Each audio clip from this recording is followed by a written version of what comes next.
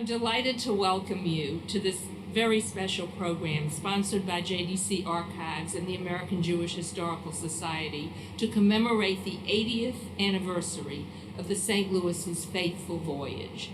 In an effort to flee Nazi Germany, over 930 refugees sailed from Hamburg on May 15, 1939, on the SS St. Louis and reached Havana, Cuba on May 27, 1939.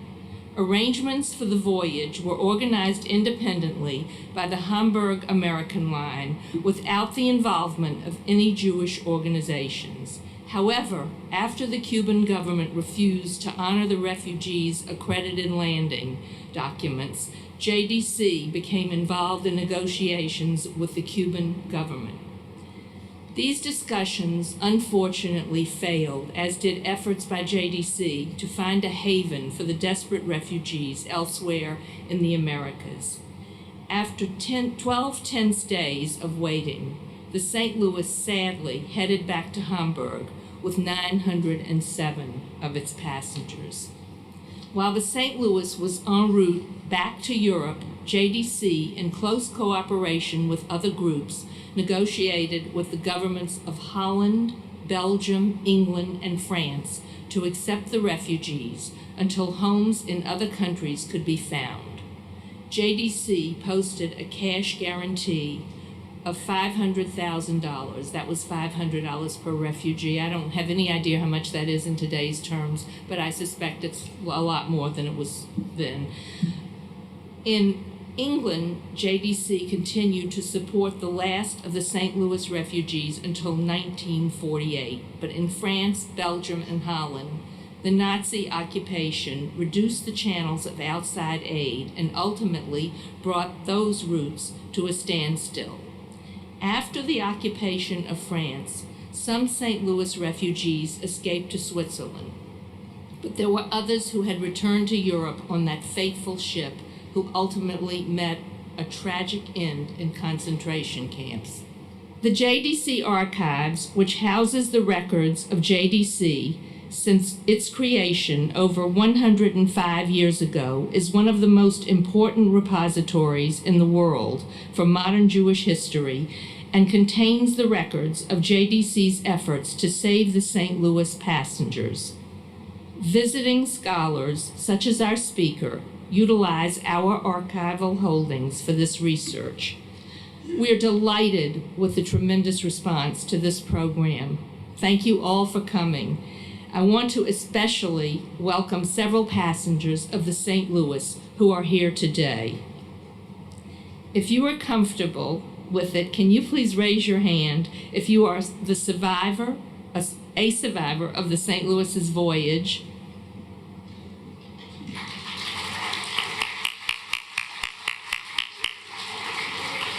Or, let's have some more hands. How about all of the survivors together with their descendants? So if you're a descendant of a survivor, in addition to the survivors,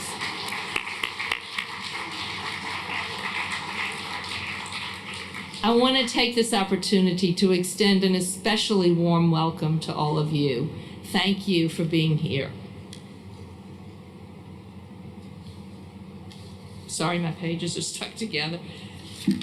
Before we introduce our speaker, I want to screen a 2-minute historic film clip of the St. Louis to help us envision the context. Jews from all parts of the Reich are liquidating their properties accumulated in Germany for generations and are drifting to Hamburg, the harbor city, where they will set out on German steamers for a new life across the sea. Some of them are leaving voluntarily after having been deprived of their most valuable possessions. Others are leaving under compulsion. But no one is permitted to take out more than the usual 10 marks in cash, for which the currency regulations of the country provide. And so, over 900 of these unfortunate people, all with visas for Cuba and many with quota numbers for the United States, leave Hamburg and the St. Louis, happy in anticipation of a new life far from Germany, where their experiences under the Nazi regime will only be a sad, sad dream.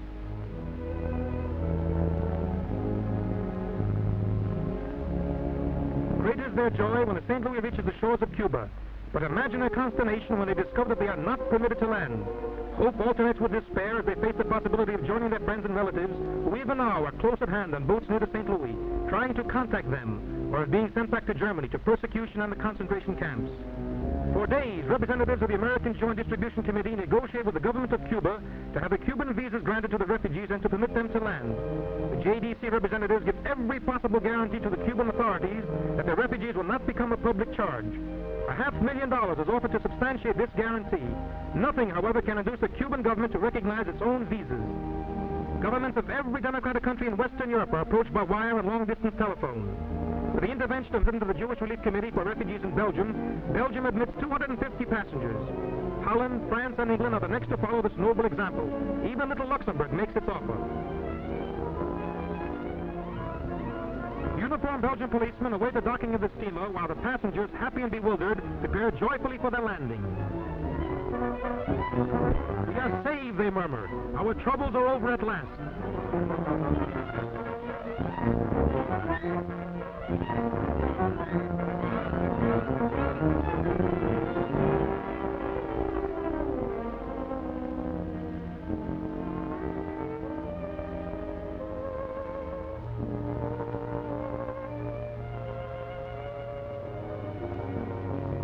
Recruiters are transferred those assigned to France and to England.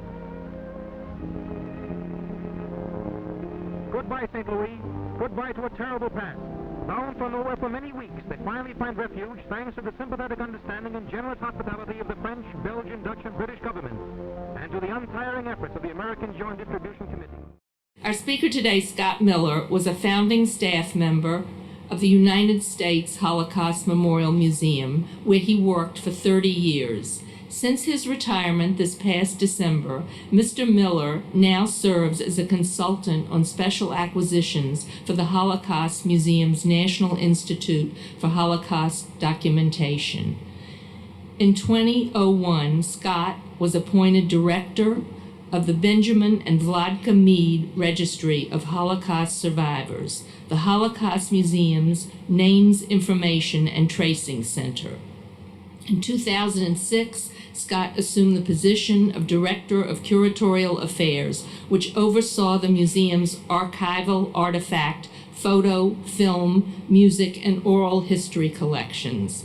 Scott Miller co-authored with Sarah Ogilvie, Refuge Denied, the St. Louis Passengers and the Holocaust, the story of their search for the St. Louis passengers. His work on the St. Louis involved extensive research in the JDC archives. Mr. Miller will be addressing us today on the topic, Searching for Survivors, the Fate of the St. Louis Passengers. Mr. Miller.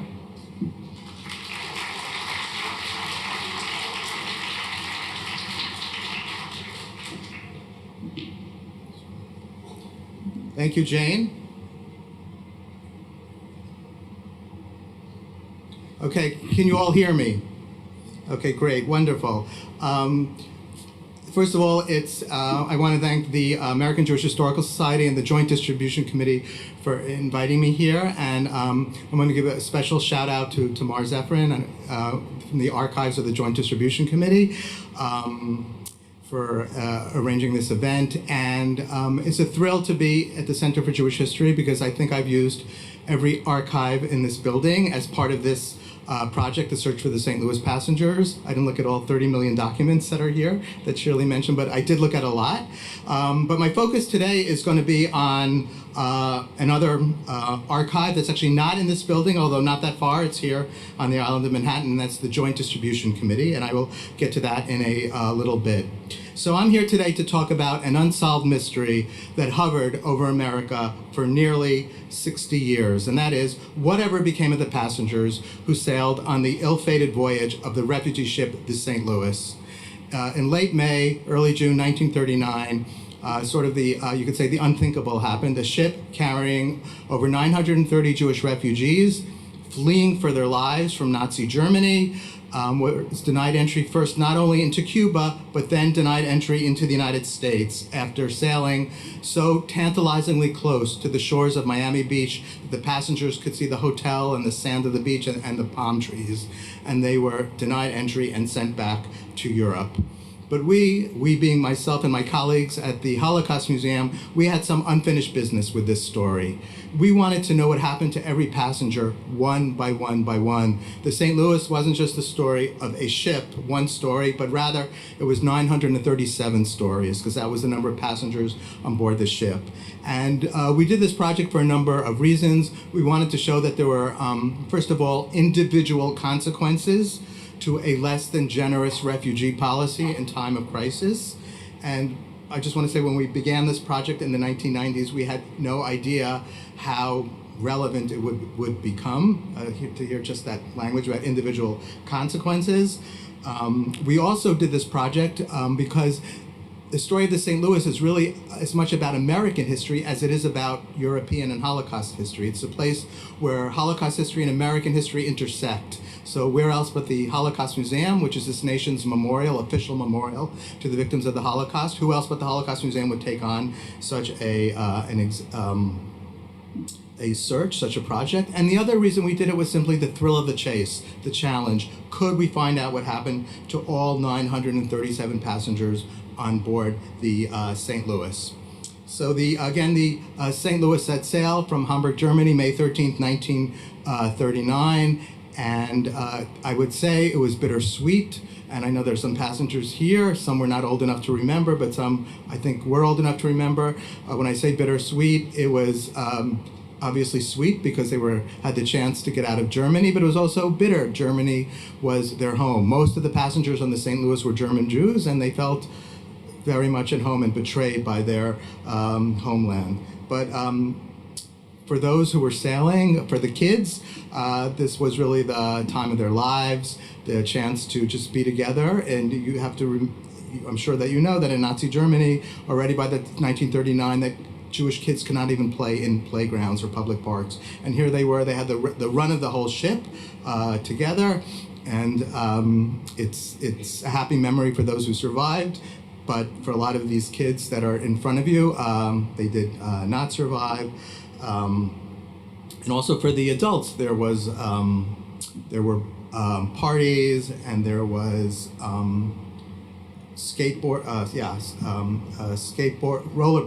roller skating, not rollerblading, roller skating, and this sort of carefree existence came to an end 2 weeks later on May 27th, 1939, when they approached the port of Havana, and they were greeted by Cuban policemen who were told that they could not land that day, but they were told mañana. And as one of the St. Louis passengers told me, mañana never came. There was no tomorrow. They were not allowed to disembark. And I should add that the passengers left Germany really with two pieces of paper, very little money in their hand, but two pieces of paper. One was a landing permit to land in Cuba, to use it as transit, and a waiting number to get an American visa. You had to wait to get, there were, as you know, restrictions, immigration restrictions in the United States. You had to wait your turn, so you had a number. And those passengers on the St. Louis were considered sort of the lucky ones, that they were going to wait in Havana, a place that's so close to the United States. At that point, Jews were leaving Germany to flee to Shanghai, Australia, South America, anywhere with their waiting number. Havana was so close. So they were not allowed to disembark in Havana, with the exception of 22 Jewish passengers who back in Germany for some reason didn't trust the landing permits and actually bought Cuban visas that were signed by the Cuban Secretary of Treasury and Labor. And those 22 were allowed to disembark. The rest of the passengers could not disembark. There was one passenger named Max Lowe who slit his wrists and jumped ship. He was not going to go back to Nazi Germany. And in fact, he was on the St. Louis, he was already limping on the St. Louis for two reasons. One, because it had been beaten up in Buchenwald a few weeks earlier, and he also was limping because he sustained injuries fighting for his homeland, Germany, in World War I, and he was not going to go back. He slit his wrist, jumped ship. He was rescued by Cuban sailors and hospitalized in Havana. He did have a wife and 2 children on board who were not allowed to get off and join him. Many of the St. Louis passengers had relatives who were either waiting for them in Havana, who lived in Cuba, or flew down to Cuba from the United States to greet them. And they were never allowed to really touch or aboard the St. Louis. Their relatives rented these little boats and were able to sail out and wave to their relatives on the St. Louis. And here's the mirror image of the passengers on the St. Louis waving to their relatives on these small boats. And for many of them, that would be the last time in the port of Havana, of all places, that they would see them alive. So to this day, we don't know exactly why Cuba denied these the validity of these landing permits. Cuba is a small island, had a relatively generous refugee policy.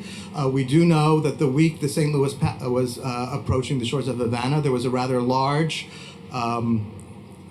pro-fascist, anti-immigrant, xenophobic, anti-immigration rally in Havana. And we also know that there was a corrupt Cuban consular official named Manuel Benitez in Germany who was selling these landing permits to the St. Louis passengers for a large personal profit. So one of the theories is that the St. Louis passengers became sort of a victim to the infighting in the Cuban government. This is a way of the Cuban government saying to Benitez, we know what you're doing, stop pocketing the money. And I was in Havana the summer of 2001, and I went to the Havana National Archives, where there's a file on every ship that came into the port of Havana. The St. Louis file, we were told, was missing, so we don't know exactly. But there is more transparency in the United States. So the ship sailed to the United States, the coast of Miami Beach, but before that, the very next day after it was denied entry, on May 28th, Lawrence Berenson of the Joint Distribution Committee flew down to Cuba and tried to negotiate with the Federico Bru, with the president of Cuba, for entry. And the negotiations, which were based on money, fell apart. Berenson made a number of counter offers to try to meet the demands of the Cuban government, and they did fall apart. And it's important to remember that at this juncture in history, that the Joint Distribution Committee was really supporting the welfare of Jewish communities all over the world. In Germany, the crisis in Germany, Western Europe, and the poverty of Poland and the Soviet Union. So the St. Louis was one saga in the thousands of sagas that the Joint Distribution Committee was trying to support. The St. Louis then sailed to the coast of Miami Beach. It was a belief that the United States government would let in the passengers. One, because it's the United States, the country of the Statue of Liberty, would let in the passengers. But even on a more mundane bureaucratic level, remember, most of the passengers, 750 of the passengers, had waiting numbers to get into the United States. So it was just a matter of letting them in a little early. They weren't even what we today call boat people. They were people on a boat, but they were not boat people. They had paperwork to get into the United States. It was a matter of letting them in early. Telegrams were sent to the White House and to the State Department asking for entry. And the telegrams to the White House were never answered. The State Department did answer, saying that the passengers would have to wait their turn until their numbers came up and leave American waters. And maybe afterwards in conversation or Q&A, we can ask about some American policy. There's been a lot written in the last few years about FDR and the Jews, FDR and immigration, which is the subject of many lectures, and perhaps we could talk about that later in the Q&A if someone asks that question. But the ship was denied entry into the United States and had to sail back to Europe and left American shores on June 7th. And as you can imagine, mass panic broke out aboard the St. Louis.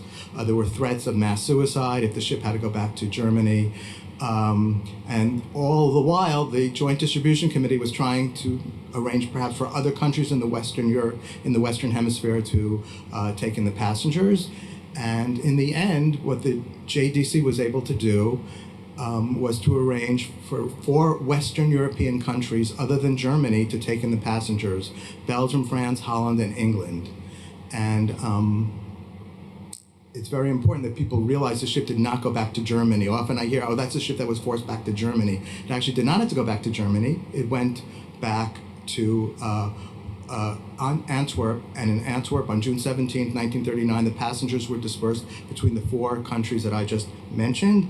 And in fact, this is a document from the Joint Distribution Committee of all the passengers, and it lists on the right the various countries to which they were sent. Now remember, history is often, hindsight's always 20/20.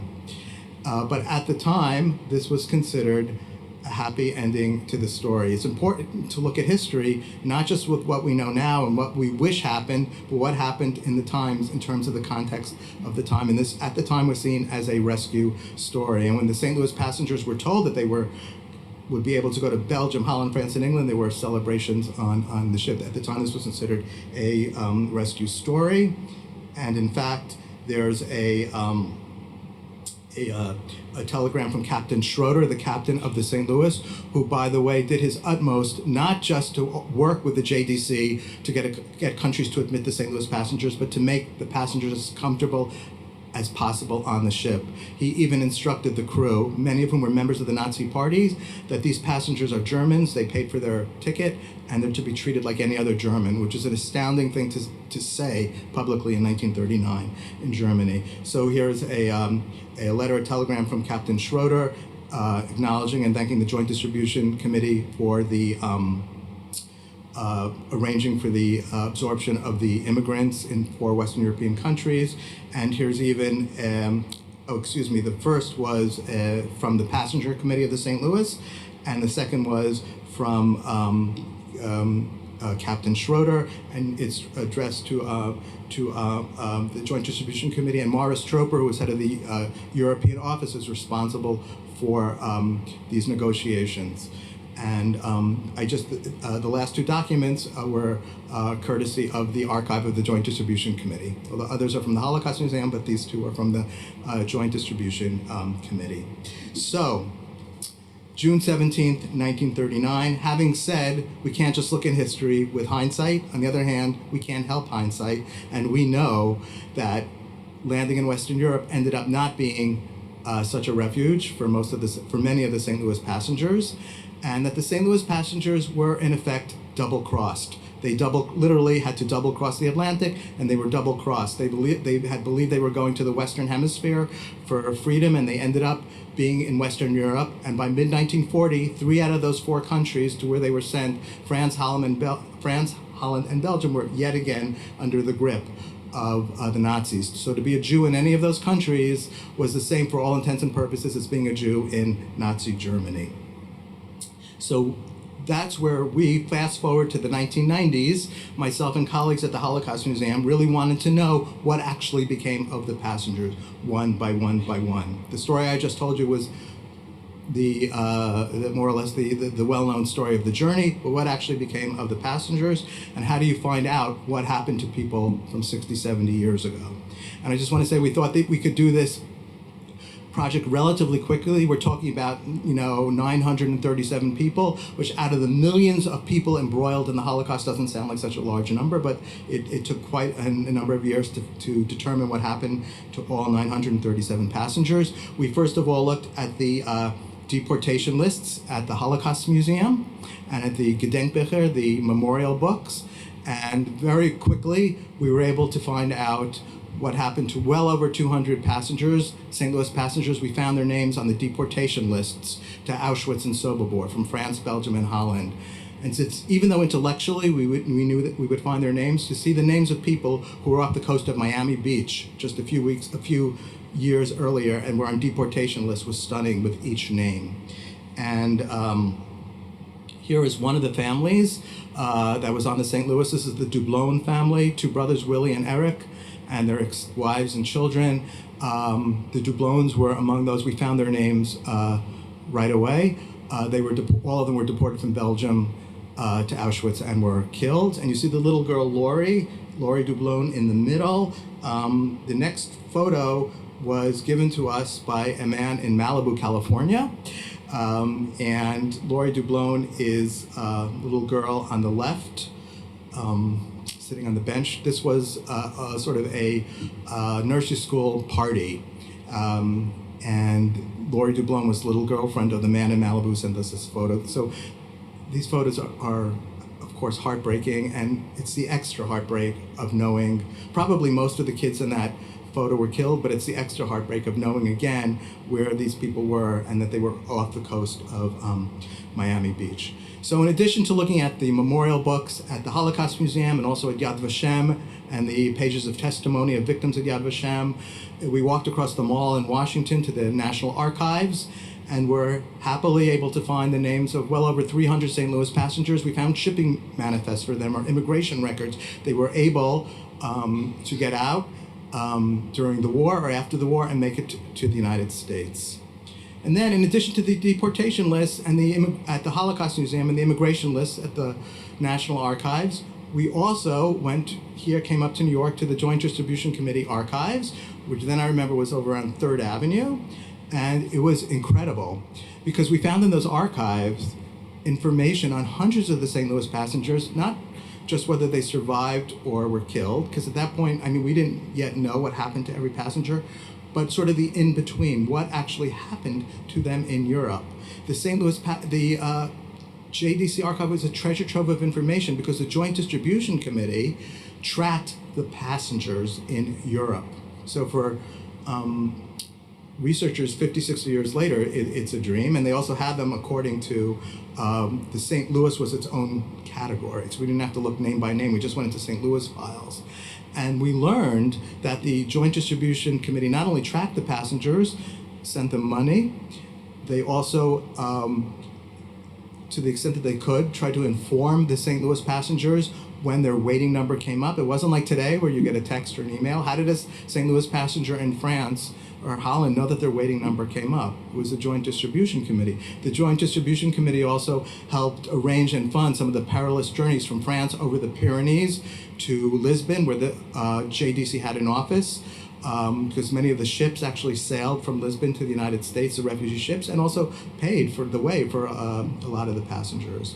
So we will be eternally grateful to the Joint Distribution Committee, not just for the archive, but for what they did historically in trying to help the passengers, and I'll get back to that again later in the talk.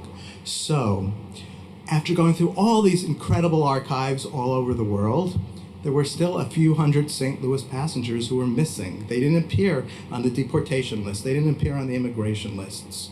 We referred to them as the unaccounted for St. Louis passengers. And at that point, we knew we had to change our tactics, not just looking for archival records, but looking for people. We knew there were people out there around the world who could tell us what happened to the missing St. Louis passengers. It was just a matter of finding them.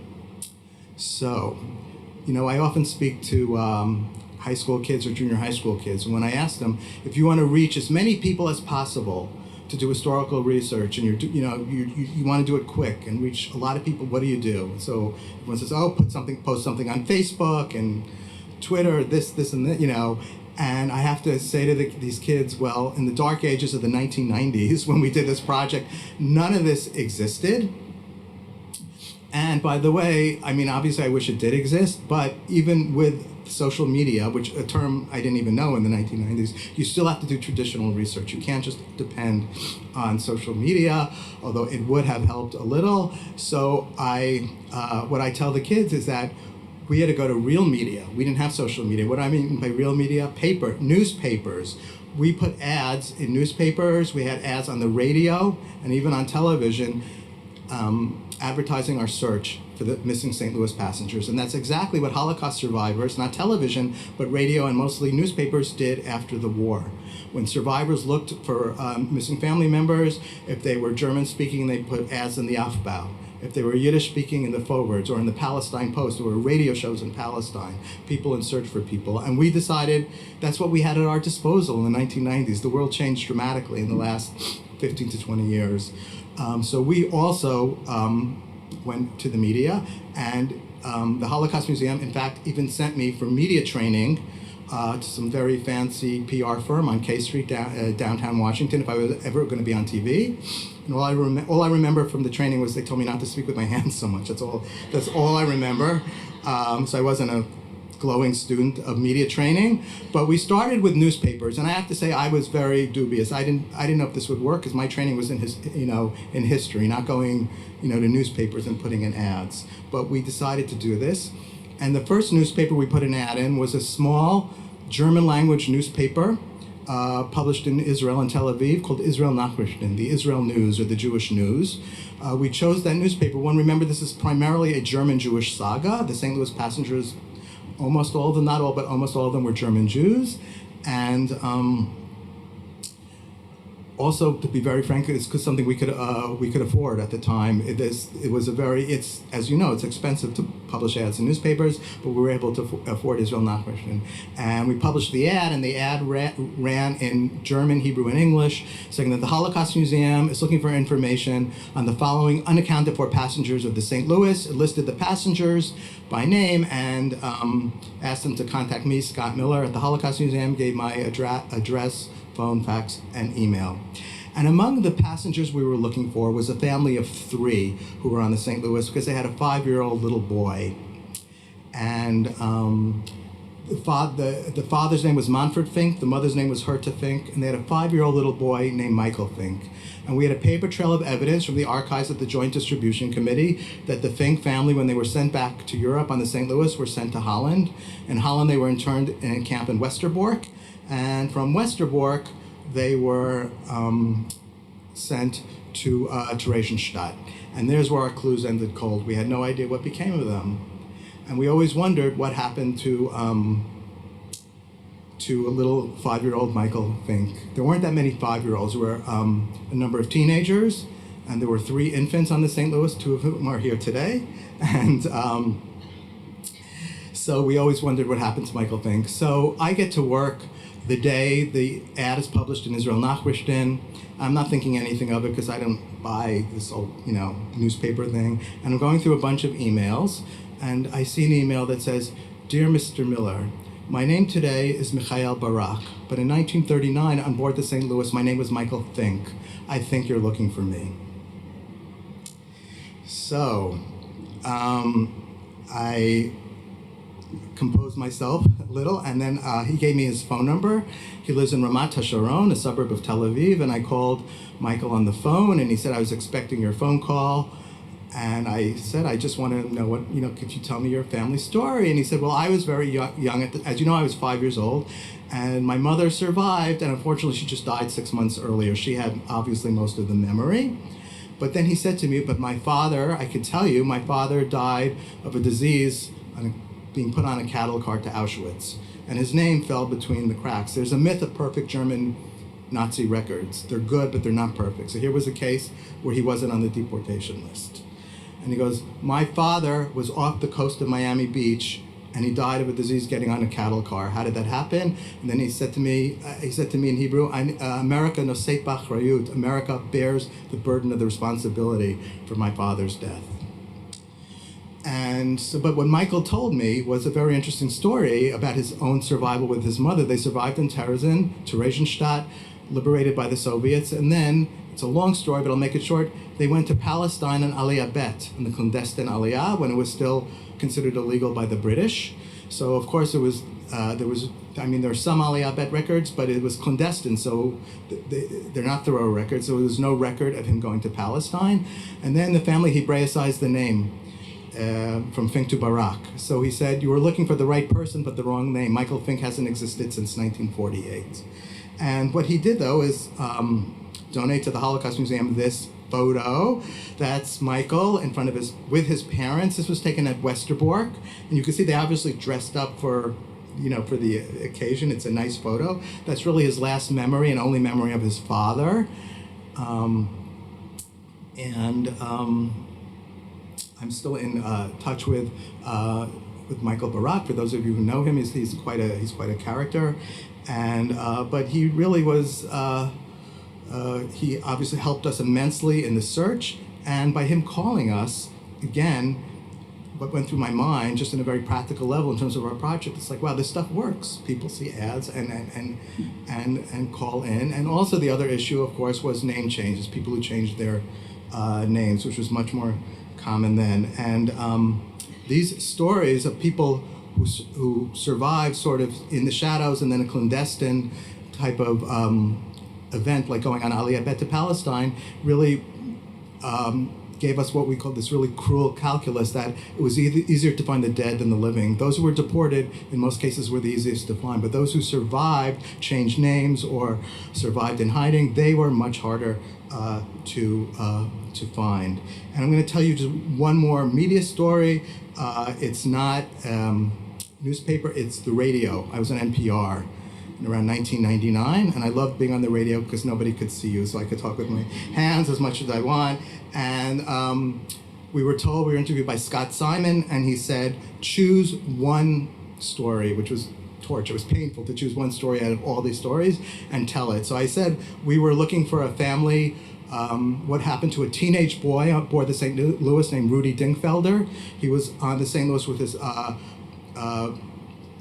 parents, Johanna and Leopold Dingfelder, and we always wanted to know what happened to Rudy because he was sent to Auschwitz with his parents from the Westerbork camp, and his parents were chosen to be gassed upon arrival, but we know that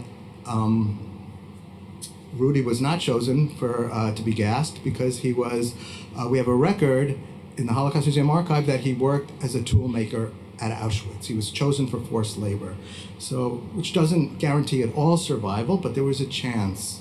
So we're telling this story on national radio, and we get a call. It was call-in. We get a call from somebody in San Antonio, Texas, who said, I don't really know if I can help you, but my wife had a relative. They say he survived Auschwitz as a tool maker. Not really that helpful. And I want to say for every lead that we got in this project, we got around 5 false leads. We call them the Phantom St. Louis passengers. A lot of people called and said, I had a relative on the St. Louis, and they weren't. There was another story, another ship story. So we thought that was the end of that. But a few days later, this guy's wife calls and says, look, I had a relative who survived Auschwitz as a tool maker. He died like 20 years ago. His name wasn't Rudy Dingfelder, though. His name was Robert Felder. He lived in Detroit, but his widow is still alive. Here's her phone number, call her. Her name is Geraldine Felder, and we call Mrs. Felder, and we say, hello, we're calling from the Holocaust Museum.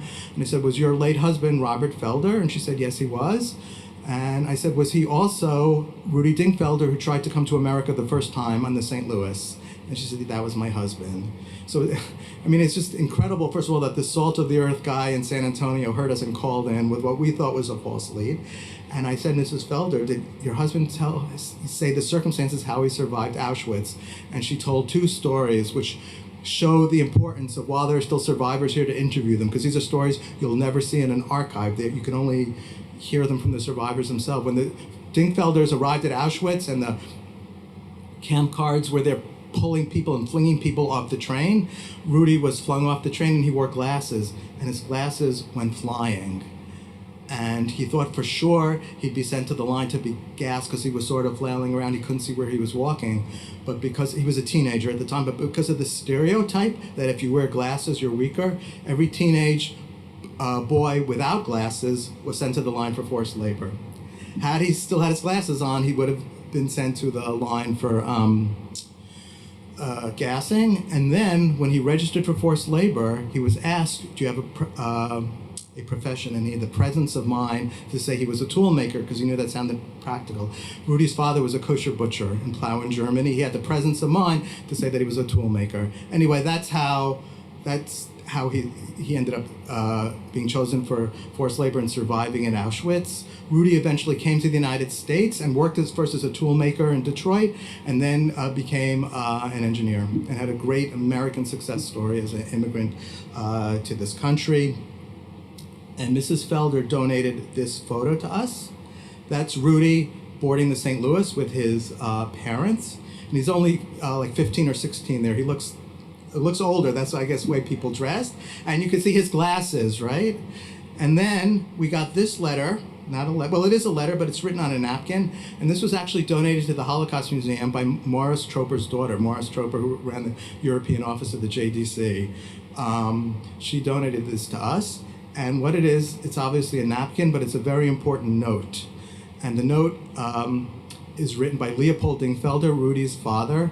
He gave this to his either JDC or highest officials. We don't know exactly. He gave it to somebody who probably just gave it back to him, or it could have been the Belgian refugee, the immigration officials when they landed at Antwerp. He writes his name. He doesn't know English. He didn't have a piece of paper, but he wrote on a napkin, Leopold Dingfelder, and he writes asking if he can go to England, and you could, even if you don't know German, sort of, you could, enough familiar words here, because his brother Carl J. Felder aus Cleveland, Ohio, from Cleveland, Ohio, is in England now waiting for him. Can the family please be sent to England? And whoever had the napkin, I guess, might not have understood it. We don't know the story, gave it back to him. And the family, unfortunately, was sent to Holland, and from there they were deported. And by the way, people ask a lot of times, how is it determined which passengers went to which countries? We don't know. The passengers were asked to put down relatives they had in the various countries, in France, Holland, Belgium, or England, but they weren't always sent to those countries. And you would think, wouldn't every passenger asked to go to England? And no, a lot. There were a number who asked to go to Holland, which ended up being the worst one to go to, because Dutch was similar, the most similar to German. They didn't know English. A lot wanted to go to France because it was France, because of Paris. I mean, so there's no, again, history is, with hindsight could be 20/20, but you have to try to put yourself at, at the time. Anyway, so those are two stories using the media, and where we found passengers. We had dozens of them, just focusing on two now. But we knew we couldn't just depend on the media. So we actually went to the cities where the St. Louis passengers were during the war, which we knew thanks to the records of the Joint Distribution Committee. So we went, for example, to especially to Brussels, which was so well documented, because not only did we have the JDC records, the Gestapo actually had a list of the Jews in Brussels with their addresses, and some even had telephones. You don't think of that, people having phone numbers in those circumstances, but they did. Here's a photo of a family of the St. Louis in the Anderlecht neighborhood of Brussels, which was which at the time was a Jewish refugee neighborhood. So I said to myself, why don't I just go to that neighborhood? Maybe there are clues in that neighborhood. Who knows? So many years later, we're talking about 60 years later. And I went to that neighborhood and I realized there were no clues in that neighborhood, because while it's still a refugee neighborhood, it's still no longer a Jewish refugee neighborhood. It's mainly refugees from Arab countries, and was very colorful. People were very nice and polite to me. There were no really physical remainders there, except for a memorial of nobody there was in those neighborhoods had knowledge of what happened to Jewish residents there 60 years earlier.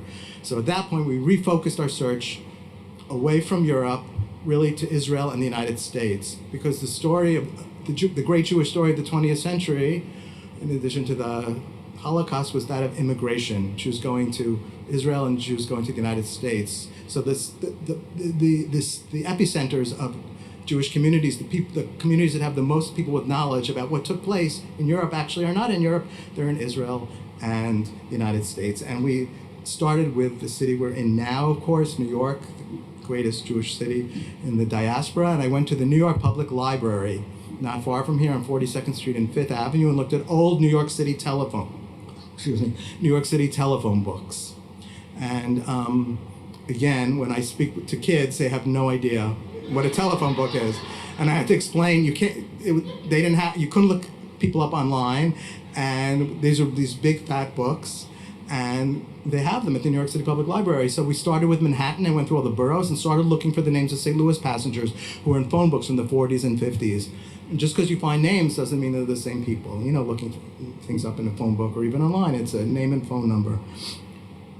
So But I noticed something right away, starting with Manhattan, that all the names of people that match those of St. Louis passengers, quintessential German Jewish names, were all in about a 40-block radius or 50-block radius on the upper west side, from 170th Street to around 220th. And I'm speaking in New York, so there's a lot of acknowledgement now. Of course, that's Washington Heights, which after the war was really the center of German Jewry anywhere in the world. It was the largest German Jewish community after the war.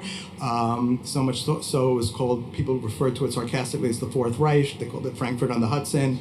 And no, seriously, and I'm sure you know many German Jewish luminaries even ended up in Washington, grew up in Washington Heights. Henry Kissinger, who had a relative by marriage on the St. Louis, and Ted Koppel grew up in Washington Heights. He was a refugee child. And also, perhaps the most famous German Jew in America, still lives in Washington Heights, Dr. Ruth Westheimer, who had a relative from her husband, Westheimer, on the St. Louis as well, as an aside. And so I got so excited being a New Yorker. I grew up not far from there. I remember as a child going to visit my friend's grandparents who were refugees from Germany. I got on the A train at Fifth Avenue, went all the way up to 181st Street, got off the train, and realized very quickly that this neighborhood too, like the one in Belgium, changed. However, there is still a German Jewish presence in Washington Heights. And I walked around and I see a synagogue, Sharei HaTikva, which is right by the GW Bridge. And I remember there was a glass door, and I just knocked on the door, and this was during the week, and I wasn't dressed like I am now. I was in research clothes, and a very elderly gentleman wearing a kippah and holding a hammer comes to the door and said, and asked if he could help me, and I explained my project, and he brought me into the shul, and he introduced me to, in the German Jewish tradition, what's called the Reverend Walter Hess from Oldenburg, Germany. It was with a suit and a top hat. And I'll never forget this. He said, if you're doing research on German Jewry, you've come to the right neighborhood. There's still perhaps around 5,000 German Jews left in Washington Heights. This was in the 90s. And there's still maybe 6 or 7 synagogues left out of what were 30. And he got on a ladder, I'll never forget this, and pulled out from the attic old membership records that were just written on index cards in pencil. And just by even looking, without even knowing who the people were, you could tell, by looking at the records, you could tell you were in a synagogue of Holocaust survivors. Because when you join a synagogue and they ask you days you're saying Kaddish and what yard sites are, so they'll send you a card to remind you to come to shul to say Kaddish. Everyday yard site, question mark, Auschwitz, question mark, Sobibor, every member. So the pain was palpable just from looking at the membership records. Anyway, and I just know it's really just a few minutes left, but I could tell you through Washington Heights, through the synagogues, and through the amazing help of systems from Self-Help, which is a social service agency for Holocaust survivors, we were able to determine the fate of dozens of St. Louis passengers, either themselves who had passed through Washington Heights, or who have relatives in Washington Heights, and who have relatives who are paying for the perpetual care of their graves at the Jewish cemetery, Cedarhurst, Bethel, and Paramus, New Jersey, which is where most of the German Jewish synagogues have their burial plots. And it's an amazing slice of German Jewish history right here in Upper Manhattan. And to focus on just one Washington Heights story, the woman second from the left, her name is Elsa Marcus. She was on the St. Louis with her parents, a cousin, and her newlywed husband. And she joked that was her honeymoon cruise. She'd just been married a few months before. Anyway, Ilsa was the only one to survive. They were in hiding in Belgium. They were betrayed, and her parents were deported to Auschwitz, and they were all killed except for her. And I asked her, how did she survive? And she was this very spunky woman. She was working into her 90s and always lived in Washington Heights. And she said, well, I worked in a munitions factory and I booby-trapped the hand grenades so they'd go off on contact. So when a German soldier touched them, they would go off. She was an incredible, incredible woman, but she said her entire life was destroyed because of the St. Louis. And she never remarried, and she lived her life in Washington Heights, very productive life, working. So that was one of the many, many tragic stories, though also triumphant because she survived, that we found in this one neighborhood in New York City. And there are other neighborhoods also in New York City that were sort of a magnet for German Jewish immigration. I don't have time now, like Kew Gardens in Queens and others. But we, as I said, we focused on Washington Heights. So, wherever I go and speak about the St. Louis, I meet people that have information. Even today, I met people that I've never met before, and hope afterwards I'll get to meet more people. So you see the guy wearing the cool shades. So his name is Ernst Weil. And many years later, obviously, in the 1990s, I was speaking at the San Francisco Public Library. I was talking about the search for the St. Louis passenger, and an elderly gentleman comes up to me and says, "My name is Ernst Weil."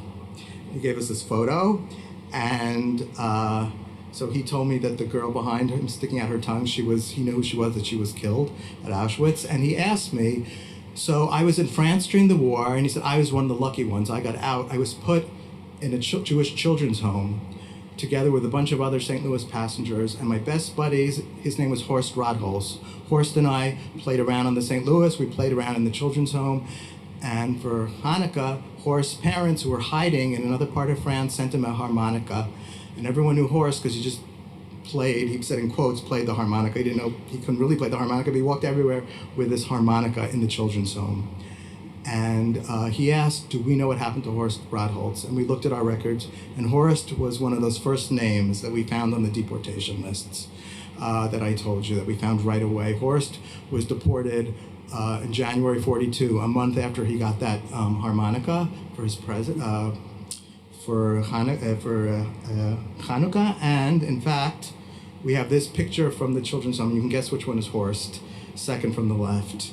It's absolutely heartbreaking. So, after 10 years of searching for the fate of the St. Louis passengers, we were able to determine the fate with varying degrees of information, but determined the fate of all 937 passengers. And what I told you today was just a small slice of the story. And this is a picture that I like. Some people in the audience might be in this picture, but somewhere there, you can see Morris Troper. If I could, yes. Let me see if I can get this.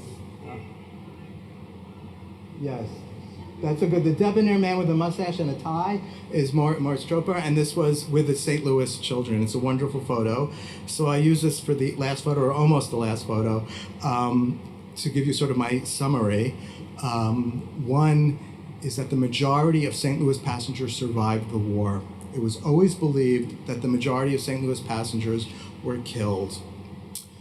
And there are many questions. How is it that most of them survived the war? And there are a variety of answers. Many were in hiding, and as many passengers will tell you, some was just luck. But also, I bring up, again, the intervention of the Joint Distribution Committee that looked out for these passengers in terms of tracking them, in terms of letting them know when their waiting number came up, paying for passage, and even in some cases intervening on their behalf with anti-Semitic consular officials in Europe who were giving refugees a hard time even if their waiting number came up. So this tipped this is the scale in favor of survival for this particular group of Jews caught up in Western Europe. And having said that, so 254 out of the 937 passengers were killed, almost all of them at Auschwitz and Sobibor. And while you would think that sort of diminishes from the tragedy that the majority survived, in a certain way it accentuates the tragedy, because those passengers who were deported to Auschwitz and Sobibor, they also had waiting numbers to get into the United States. All the stories I told you today of people who were deported, like the Fink family, the Dinkfelder family, they had waiting numbers to get into the United States. So this could have been a great rescue story, a great sort of joint, no pun intended, joint JDC American government rescue story where they all could have been rescued. It was a partial rescue story, no thanks to the American government, but because of the JDC, but they all could have and should have been saved. So we hope by doing this project, we have, to trace the fate of all the St. Louis passengers, we have given these passengers, those who survived and those who were killed, their proper memorial. So now what I'd like to do is, I'm going to, in a second, call up to the stage. You could see a little baby on board the St. Louis with her parents and grandparents. And here's a picture a few years older in France of passenger Judith Capel, who today is Judith Capel Steele. Judy's here in the audience. She was, I just found out today, the second youngest passenger. The youngest passenger is in the second row, Eva Wiener. But I'm calling up the second youngest, where's Judy? Oh, the second youngest passenger to come up. We're gonna have question and answer.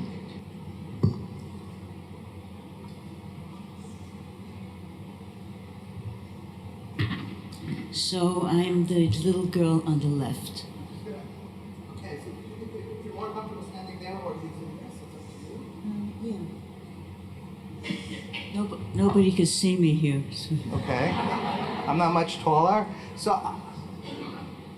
I'm gonna ask the first question. It's a basic question, but it's very, very important. Obviously, Judy does not remember the voyage herself. I'm sure not believe she was around then even, but Judy does remember something a few years later, and it's very, very important to the story of her family, and I would just like Judy to repeat this story. Yes, I didn't remember the voyage, of course. I was about Eva's age. I remember being in the home of a French Catholic family. This is how I survived the war. My parents and I were arrested in 1942. We were renting an apartment with this family, and I'll never forget the mother. She became my mother later on. We were arrested in 1942, and I remember this. I was four and a half years old. We were taken on one of those wagons, and we were later taken to Gurs, which was a camp in the southern part of France. I remember Gurs just very vaguely. There were Nazi soldiers standing around us with machine guns, and I didn't know what that was all about. I really didn't. I didn't know what fear was because I was with my parents. Later on, we were taken to Rivesaltes, which was another camp where they were holding the Jewish people. I was in the children's barracks, and I remember that. And I remember a beautiful family there, right across from my bed. And I just felt I wanted to be a part of that beautiful family. I can't help it. Many, many years later, I met the youngest child in a restaurant. I didn't know her, and we got together, and we were very, very close. Her name is Sylvia Gutman.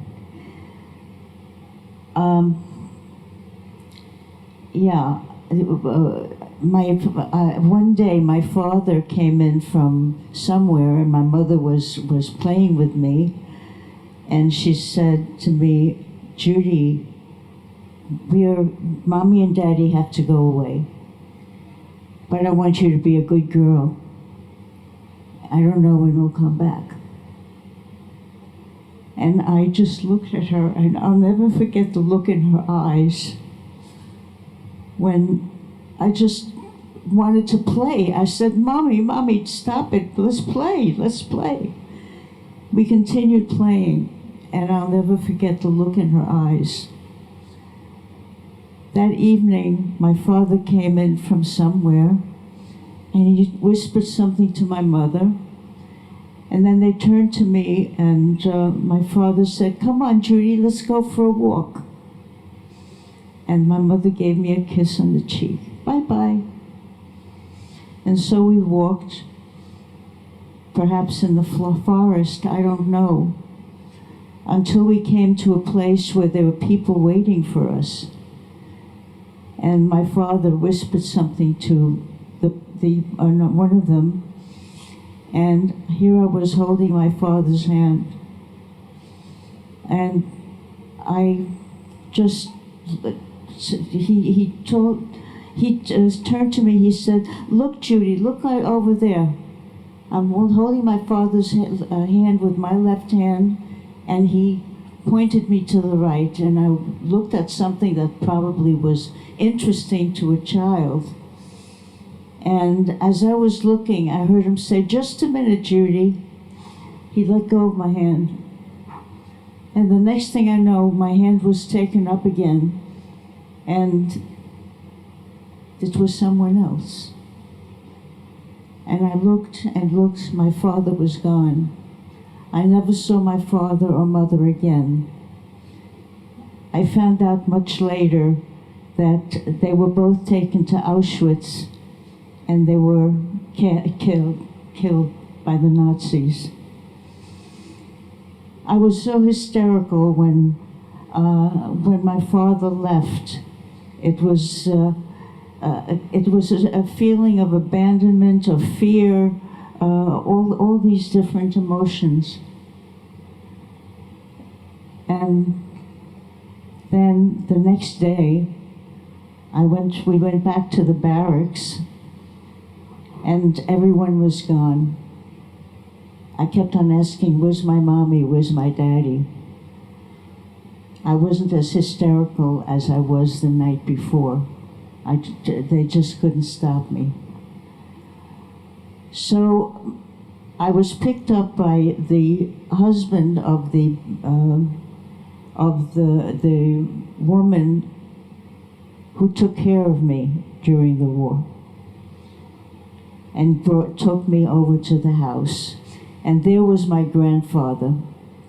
My grandfather didn't go to girls with us because he was sick, and so they left him behind. And I remember him crying and crying, and I had gone over to him. I said to him, "Don't cry, Opa. We'll be back. We'll come back. Don't worry." What does a child know? Anyway, I came back to the house, and there was Maman. I called her Maman Suzy. She was the mother of a child whose name was Susie. So I got the name Maman Suzy for her. And I was waving to her, and my grandfather lifted me up and was hugging me and kissing me. And I just turned around and looked at Maman Suzy, and I wanted to be in her arms also. And this started a 4.5-year relationship between myself and my French mom. She cured me of all my diseases, or I think cured me. She took care of me.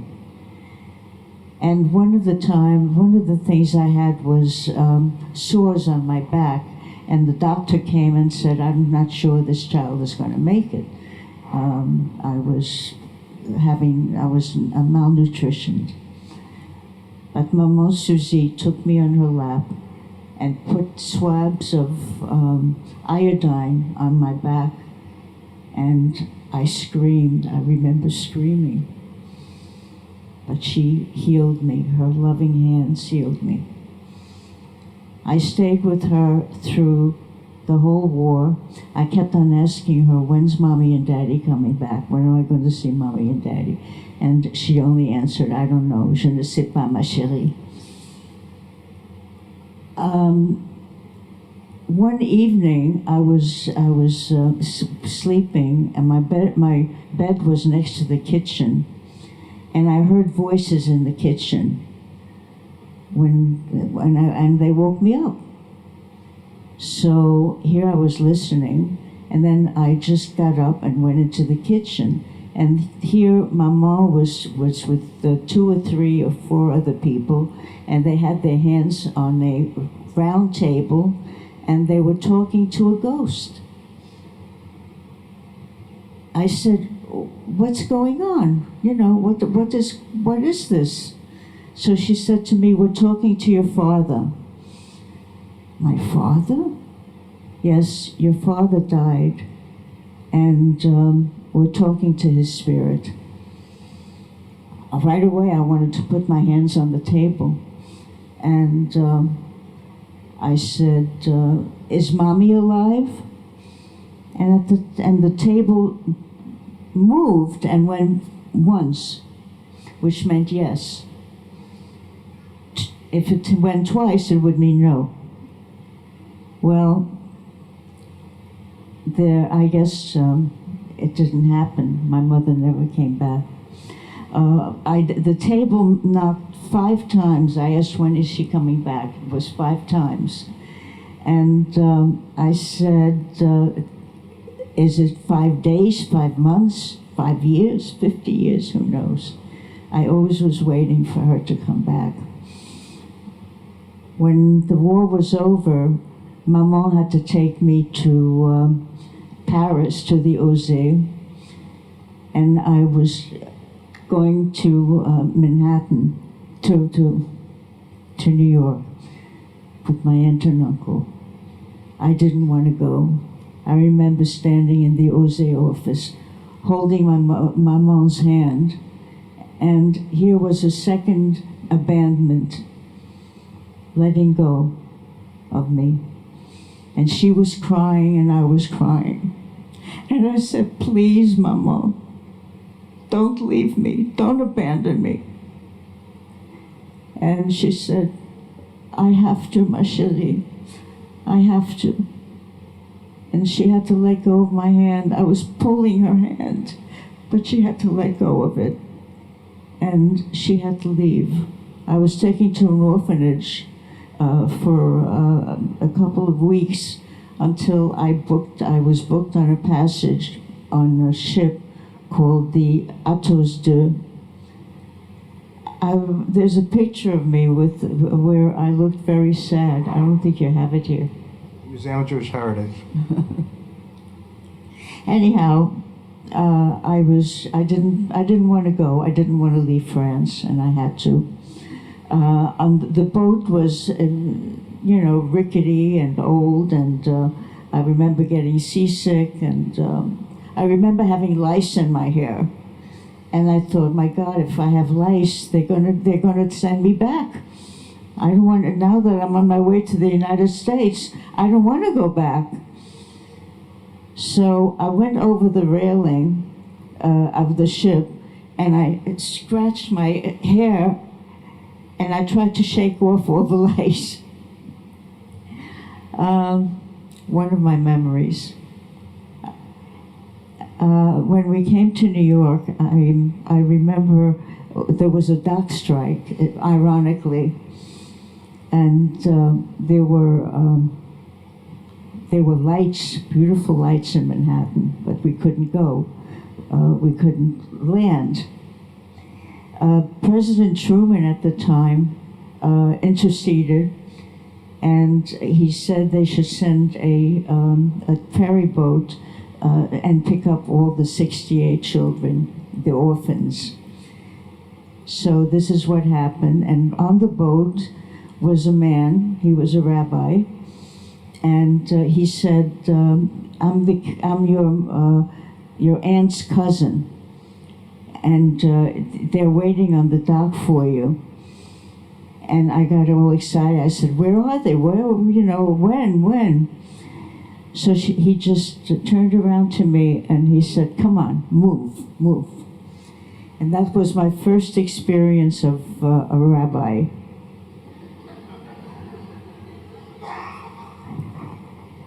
Eventually we landed on by the dock, and I got off the ship and I met my aunt and uncle. They spoke English, I spoke French, and it was very hard to communicate.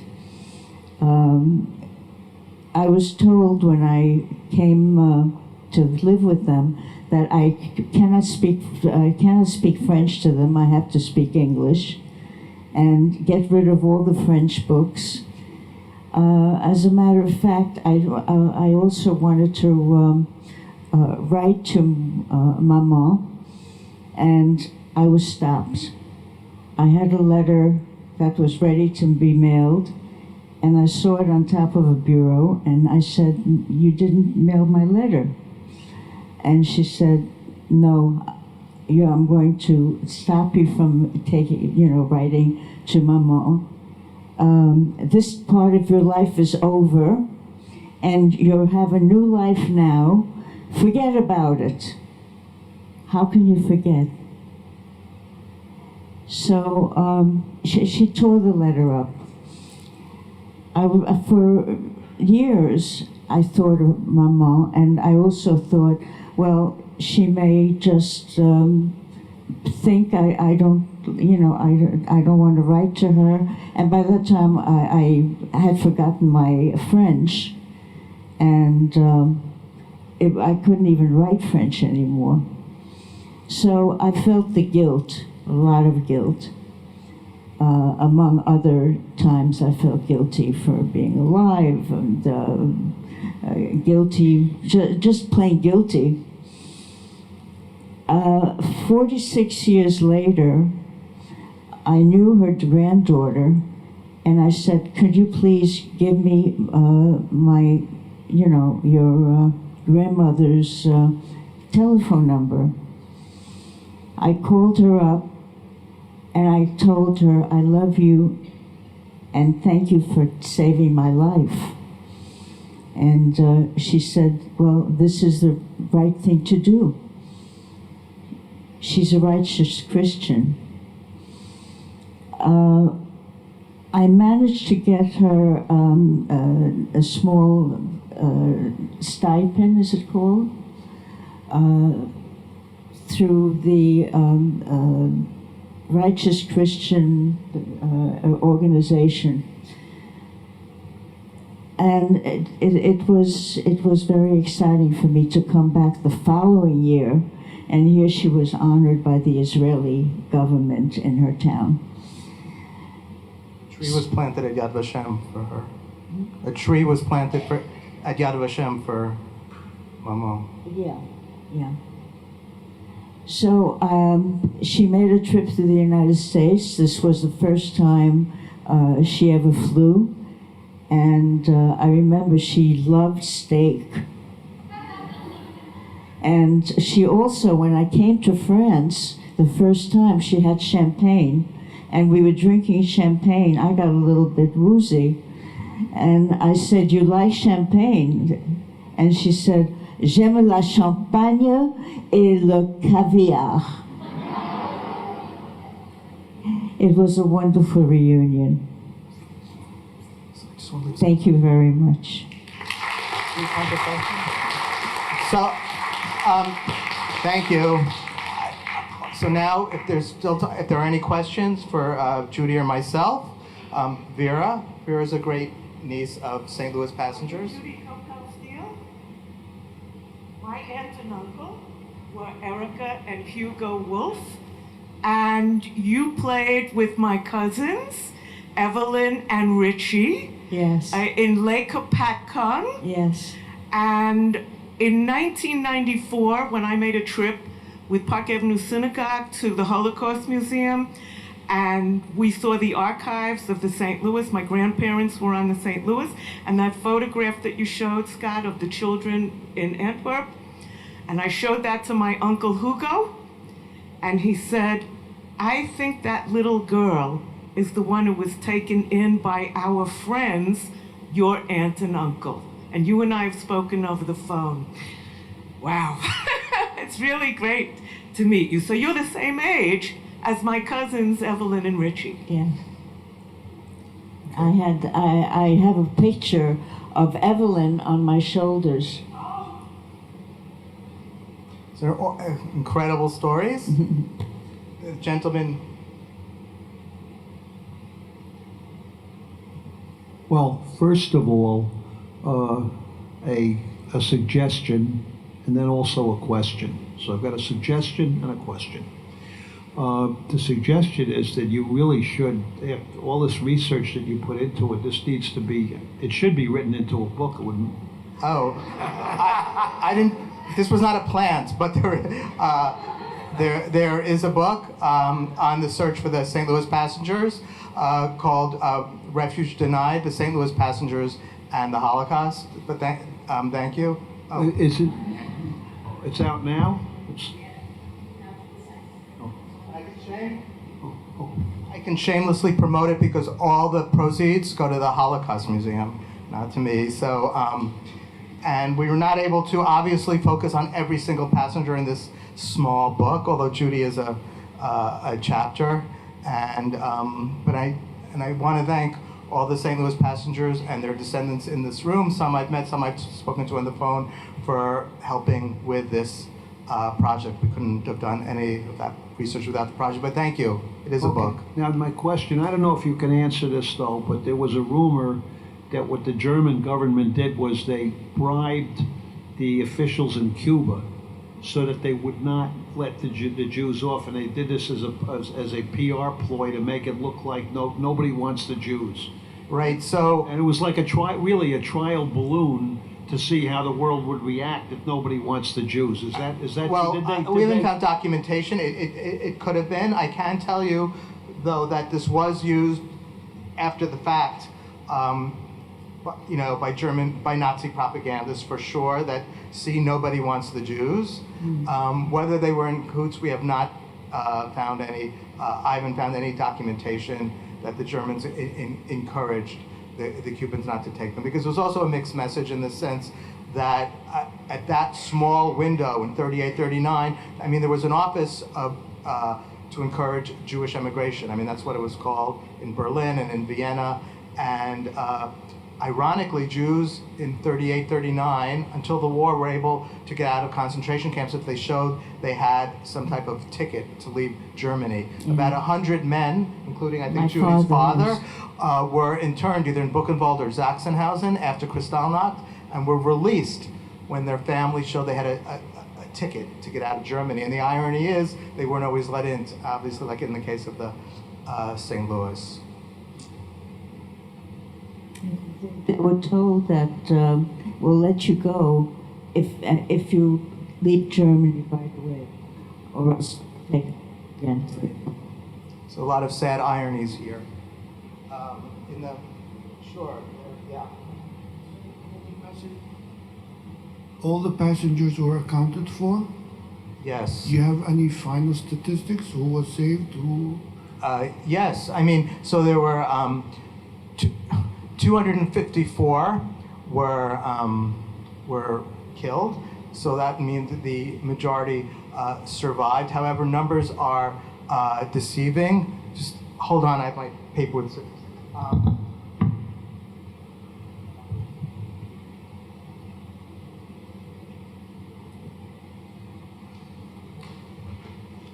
Sorry, so the majority survived. However,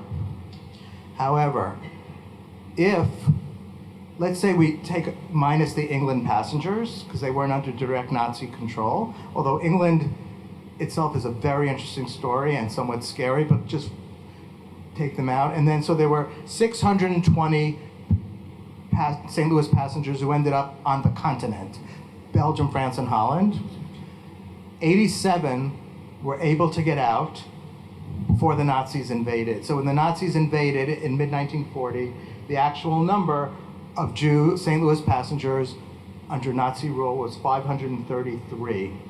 So minus 254 of those were killed and 279 survived. So among those on the continent, technically under the Nazis, it was almost 50-50. And the England passengers are very interesting, and we have some England passengers here today. In many of the cases, not all, a lot of the men of the families of St. Louis passengers were interned in camps by the British because they were considered enemy aliens. They were considered to be Germans, which was ironic because in Germany they were not. And there was a St. Louis passenger killed by the Blitzkrieg. Again, this is someone who's supposed to be in Cuba and who was killed by the Blitzkrieg. And there were 2 St. Louis passengers who were Romanian, who were born in Romania. They ended up in England during the war and left and went back to Romania.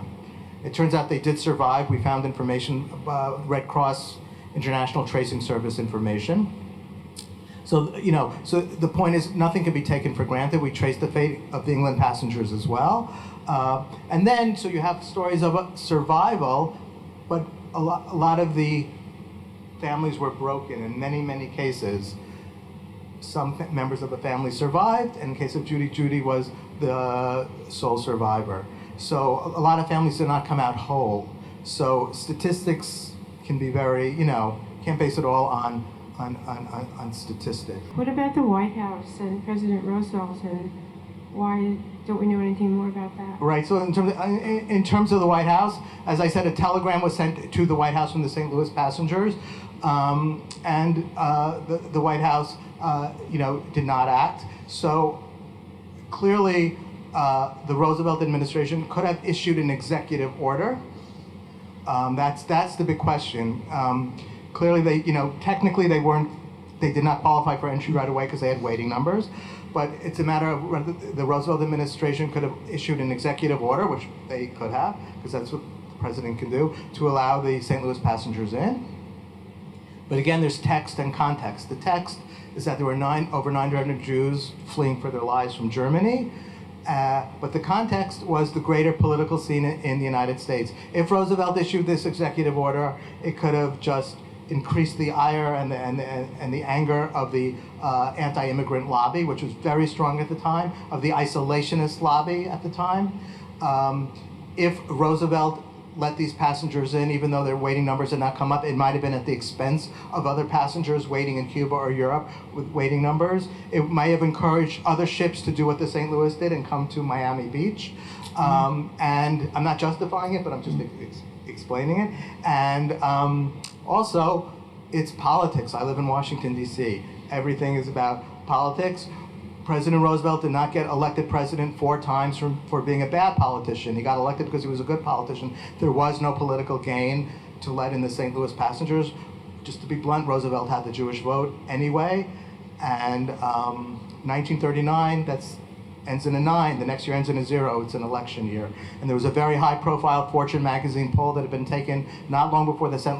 Louis set sail, that 80% of Americans felt that immigration restrictions should not be loosened and should not be made less restrictive. 80%. That's very high. That's not 60%. That's 80%. So it certainly was not courageous of President Roosevelt not to allow in the St. Louis passengers. But in the political context, one could say it was understandable in the political context. I'm uncomfortable saying that in the presence of people who lost people because the ship was sent back. So again, I'm just explaining in the context. So that's the Roosevelt connection. Again, thank you.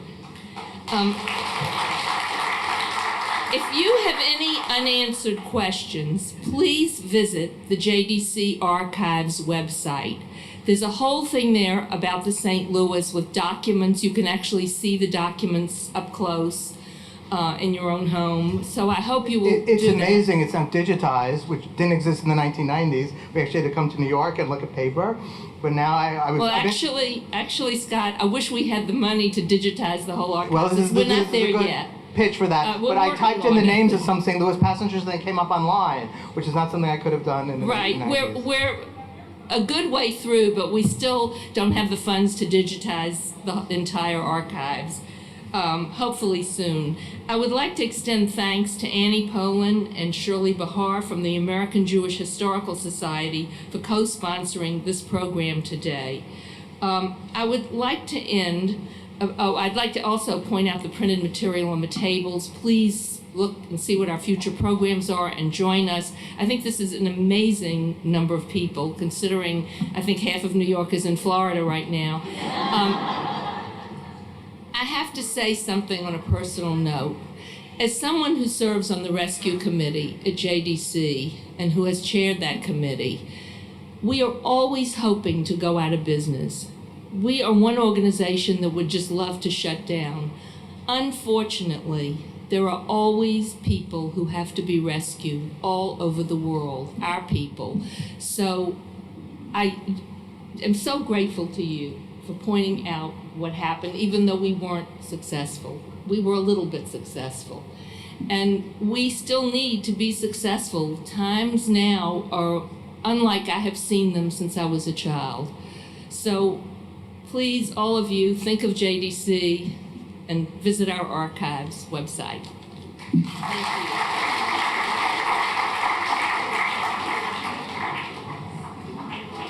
Thank you.